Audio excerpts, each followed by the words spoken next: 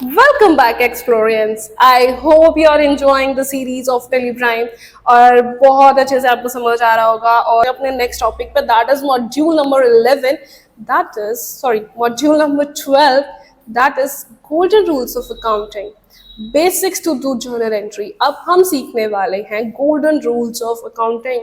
Accounting के golden rules जो सबसे ज़्यादा मेन होते हैं, जिसके बिना हमारा अकाउंटिंग नहीं होती है, and basics to do journal entries. और अब हम करेंगे यहाँ पे अपनी जर्नल एंट्रीज को भी। तो आई होप आपको सब समझ आ रहा हो और ये भी आपको बहुत अच्छे से समझ आएगा। तो चलते हैं अपने टॉपिक की तरफ। अकाउंटिंग गोल्डन रूल्स, अकाउंटिंग के golden rules. So accounting is based on double entry system. जो अकाउंटिंग है हमारी वो डबल एंट्री सिस्टम पे बेस्ड है। Every transaction affects two accounts. आप जितनी भी ट्रांजेक्शन होंगी वो दो अकाउंट पे फर्क जरूर डालती है। One debit, one credit. एक पैसा देता है तो एक पैसा लेता है, ठीक है। एक कुछ लेता है तो एक कुछ देता है, ठीक है। चाहे वो हमारे प्रोडक्ट से रिलेटेड हो, चाहे कुछ भी हो, ठीक है। चाहे हम कुछ एक्सपेंस कर रहे हो, चाहे हम इनकम कर रहे हो, चाहे हमें कुछ मिल रहा हो, चाहे हम किसी को कुछ दे रहे हो, तो सब कुछ जो होता है हमारा, हम उसकी लेन देन जरूर होती है। तो इतना समझ आ रहा है? ओके, तो चलते हैं नेक्स्ट चीज पे। सबसे पहली चीज है इसके अंदर, that is our personal account. What it is? Our personal account. Personal account, वो वाला पर्सनल अकाउंट नहीं। So debit the receiver, debit the receiver and credit the giver, credit the giver। Example से समझते हैं।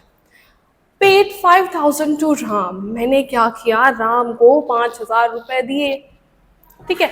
मैंने दिए, कैश में मान लेते हैं, तो कैश मतलब देना हुआ, देना हुआ ना। रिसीव किसने किया?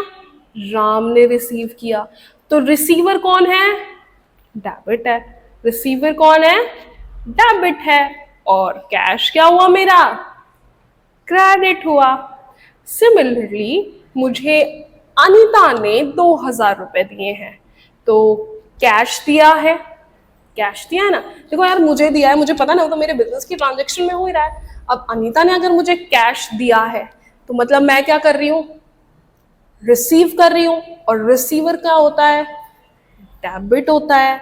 और क्रेडिट क्या हुआ? अनीता, क्योंकि अनीता ने मुझे 2,000 रुपए दिए। Is it clear? अब चलते हैं अपने नेक्स्ट पे, that is real account. Debit what comes in, कुछ भी आए उसको डेबिट कर दो। क्रेडिट व्हाट गोस आउट, कुछ भी चला जाए उसको क्रेडिट कर दो, कुछ भी आ जाए उसको डेबिट कर दो। Bought furniture for 10,000 rupees. Furniture आया मीन्स डेबिट, और मैंने पैसे दिए कैश मीन्स क्रेडिट। क्लियर था ना?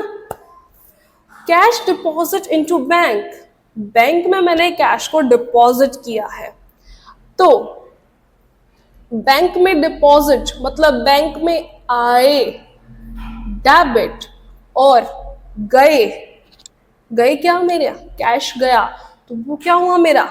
क्रेडिट। आई होप ये क्लियर होगा, बहुत इजी है। Okay, nominal account.